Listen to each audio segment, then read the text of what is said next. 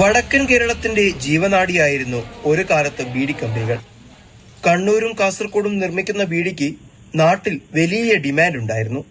കാസർഗോഡ് ജില്ലയിൽ മാത്രം ഒരു കാലത്ത് 500-ലധികം കമ്പനികൾ പ്രവർത്തിച്ചിരുന്നു. എന്നാൽ ഇന്ന് കഥയാകെ മാറി. ബീഡി തീർത്ത് ജീവനോപാധി കണ്ടെത്തിയവർ ഇന്നാകെ പ്രതിസന്ധിയിലായി. ബീഡി വിൽപ്പന കുറഞ്ഞതും വ്യാജോൽപ്പന്നങ്ങൾ വിപണിയിൽ സജീവമാവുന്നതും തൊഴിലാളികൾക്കും സ്ഥാപനങ്ങൾക്കും ഭീഷണിയായി മാറി. ഇപ്പോൾ തൊഴിലുമില്ല, കൂലിയും കുറവ്. മുമ്പ് നില 7 പണി ഉണ്ടാകുമ്പോൾ 7 ഉറുപ്പ്യ ശമ്പളം ഉണ്ടായി, ആഴ്ചയിൽ നല്ല പണിയുണ്ടായി, തിരക്കാൻ നല്ല ഇതുണ്ടായി. ഇപ്പം ഈ 2 പണി കിട്ടിയതുകൊണ്ട് ഞങ്ങൾക്ക് അങ്ങോട്ടും എത്തുന്നില്ല, ഇങ്ങോട്ടും എത്തുന്നില്ല. അപ്പം ആ പണി കൂട്ടി തരണമെന്നിട്ട് ഇപ്പം ഞങ്ങൾ ആഗ്രഹിക്കുന്നുള്ളത്.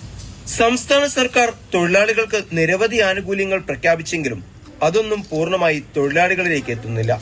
മുന്തിന്ന് വെച്ചെങ്കിൽ ഞങ്ങൾക്ക് എല്ലാം ഒരു ഉടമസ്ഥൻ്റെ കീഴിലാണ് ജോലി ചെയ്തുകൊണ്ടിരിക്കുന്നത്. അപ്പോൾ അവരെല്ലാം ഞങ്ങൾക്ക് ചെയ്തു തരും. എല്ലാ ആനുകൂല്യങ്ങളും ഉണ്ടായിരുന്നു.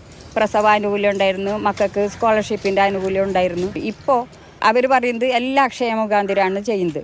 അപ്പോൾ അക്ഷയക്ക് പോകാൻ എല്ലാവർക്കും ആരും വിദ്യാഭ്യാസമുള്ളവരാരുമില്ല. ഇപ്പം അതുകൊണ്ട് ആനുകൂല്യം ഒന്നും ഞങ്ങൾക്ക് കിട്ടുന്നില്ല.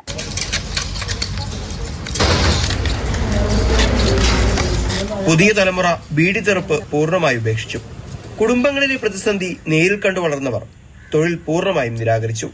സ്ഥിരമായ ജോലി ലഭിക്കുന്ന, മാന്യമായ വരുമാനം ലഭിക്കുന്ന സാഹചര്യം സർക്കാർ ഒരുക്കി നൽകണമെന്നാണ് ഇവരുടെ ആവശ്യം. ബീഡി നിർമ്മാണശാലകളിൽ നിന്നും ഉയർന്നു വന്ന പ്രസ്ഥാനത്തിന്റെ പ്രതിനിധികൾ നാടുഭരിക്കുമ്പോൾ ഇവരുടെ കണ്ണീർ തുടച്ചുമാറ്റാനുള്ള ഉത്തരവാദിത്വമെങ്കിലും അധികാരികൾ കാണിക്കണം. മാതൃഭൂമി ന്യൂസ്, കാസർഗോഡ്.